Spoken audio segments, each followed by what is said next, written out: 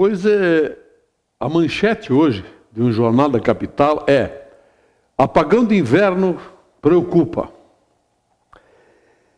Vamos analisar direitinho os fatos. Bom, vamos lá. Há pouco tempo, em questão de 14 dias, aconteceram 11 temporais no Rio Grande do Sul terríveis. Claro, 6.000 postes derrubados na área da CE, da RGE, da S-Sul. Eu não vou defender concessionária aqui, não, porque eu até tive uma experiência muito chata com a RGE agora, durante esses dias aqui. Não tenho nada para defender elas, não. Mas a verdade tem que ser colocada. Temporais terríveis. Aí houve falta de luz em função desses temporais. No Brasil aconteceram apagões também, mas não é bem apagão, faltou luz, 1 hora, 2 horas, coisa assim. Nada que se assemelhe o que aconteceu lá na década de 90, quando inclusive racionamento foi programado, foi incentivado, que pagaria menos energia, quem economizasse 20%, aquela coisa toda, porque nós tínhamos realmente problema de geração de energia e de distribuição. Agora nós temos usinas termoelétricas, custa caro? Claro que custa.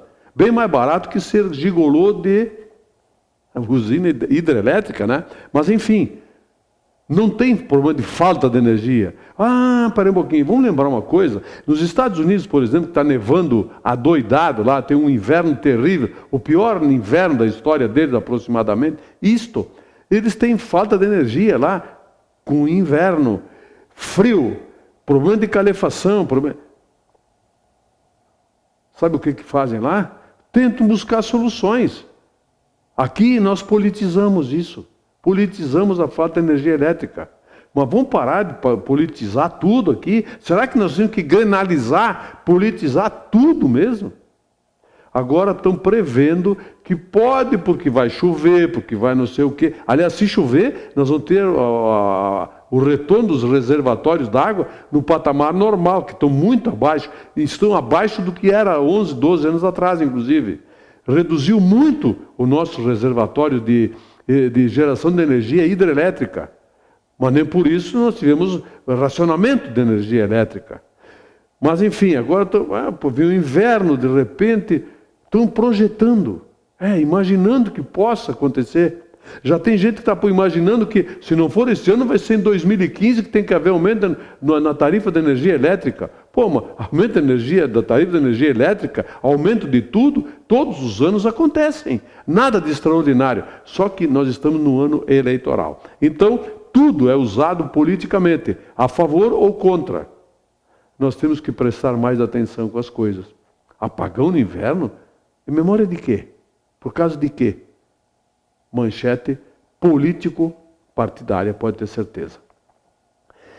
Está para ser votado no Congresso a derrubada ou não do veto da Presidente da República, Dilma Rousseff, contra a emancipação de 188 novos municípios.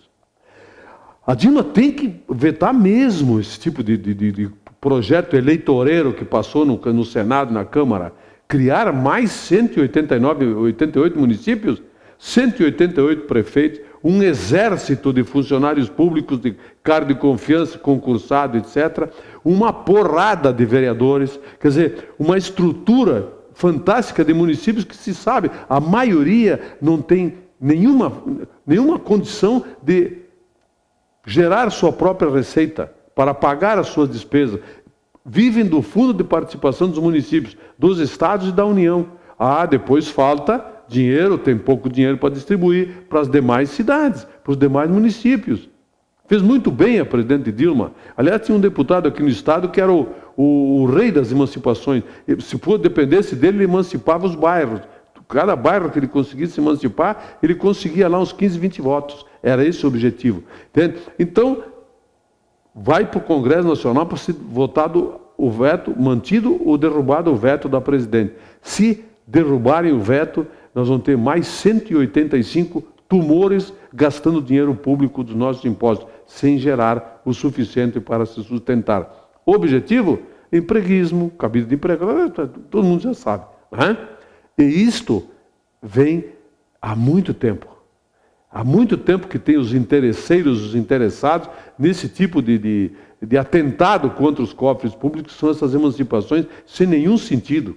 E não precisa ir muito longe para ver que não tem nenhum sentido esse tipo de emancipação. Aí os prefeitos, aqueles prefeitos que nada fizeram, os de Caxias brigaram um monte para não emancipar Galópolis, Anarec, Rio Riz, Forqueta, etc. Tal. Conseguiram manter. Senão seriam 4 municípios a dividir o fundo de participação também, estadual e federal. Mas muitos prefeitos não deram muito, deixa emancipar. Deixa, se é legal ou não é, dane-se, emancipa tudo. Resultado? Encolheram municípios e encolheram receitas. Tomara que o Congresso Nacional tenha a sensatez de manter o veto da presidente contra essas emancipações. O trânsito de Bento tem que ser falado, sim, insistentemente, porque alguma coisa tem que ser feita, precisa ser feita. Aliás, uma das coisas que eu acho que tem que ser feita é a contratação de uns 100 agentes de trânsito a mais, para botar, espalhar, tem que começar a multar, tem que começar a agir. E outra, aqueles que estão trabalhando aí, que realmente funcionem. E não tem ninguém para dizer que sim ou nem que não, que eles cumprem a lei. É só cumprimento da lei o que se pede.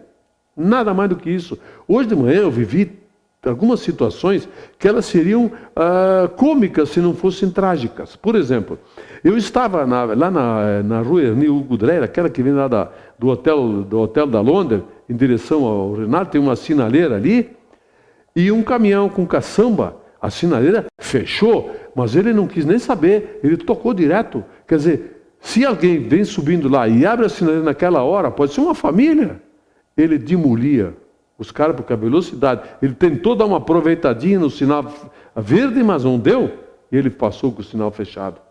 Aí tinha uma senhora do meu lado ali, até conversamos através do vídeo dos caras, a coisa absurda que esse homem fez, que esse motorista fez. Podia ter provocado uma tragédia. Falta de cabeça. Cruzar um sinal fechado é, no mínimo, falta de responsabilidade, é criminoso isso. Aí eu desço, passo na Praça Vico Barbieri, chego aqui, próximo ao INSS, 2 ônibus urbanos estacionados, não. Eles estavam a, no mínimo, 1,5 metro do meio-fio. Então ocupavam mais da metade de uma das pistas. A gente fica, mas espera um pouquinho, é uma parada de ônibus, não tem ninguém estacionado. O ônibus só que tem que estacionar aí para embarcar e desembarcar passageiros. Por que ele ocupa metade da pista? Por que não estaciona direito ali? Entende? Essas coisas, será que precisa botar um azulzinho ali, cuidar isso? Precisa botar um agente de trânsito para controlar o elementar, o básico? Por favor. Não é para isso que nós precisamos ter agente de trânsito trabalhando e funcionando. É, por exemplo, para impedir que os tonaminha danem-se, param nas escolas, em fila dupla, tripla, na Cândido Costa, fico esperando que alguém resolva sair para eles poderem estacionar, porque eles têm que estacionar na frente do lugar onde eles vão. É por aí a coisa, entende? Então, olha, eu não queria estar na pele lá do Mauro Moro, secretário da Mobilidade Urbana, não. Que pepino, velho. Que foguete ele pegou. Só que tem solução. A solução é, vamos criar um pouco de impor respeito aplicando a lei. E a lei se aplica multando. Negócio de orientação, orientar para que alguém não pare em fila dupla na frente de escolas, ali, seja onde for, fila dupla e se orientar. A pessoa sabe que está cometendo uma infração de trânsito grave, gravíssima. Pô, por favor. O Esportivo perdeu o jogo domingo para o Grêmio, resultado normal, mas agora a coisa, como diria o Paulo Santana, preteou os olhos da gateada. O Esportivo vai ter que fazer, segundo os cálculos que eu vi hoje de manhã, feitos pelo Jornal Semanário, tem que fazer 60% de aproveitamento no segundo turno. Olha, eu estava olhando ali, a chave onde o Esportivo está, que vai jogar contra ela agora, ao contrário do que eu havia pensado, ela conquistou muito mais pontos que a chave que o Esportivo estava.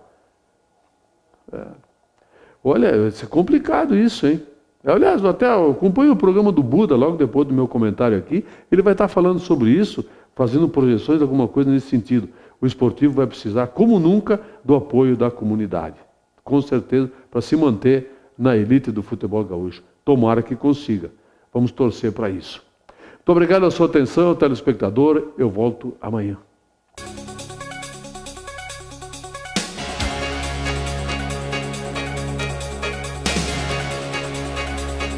Opinião.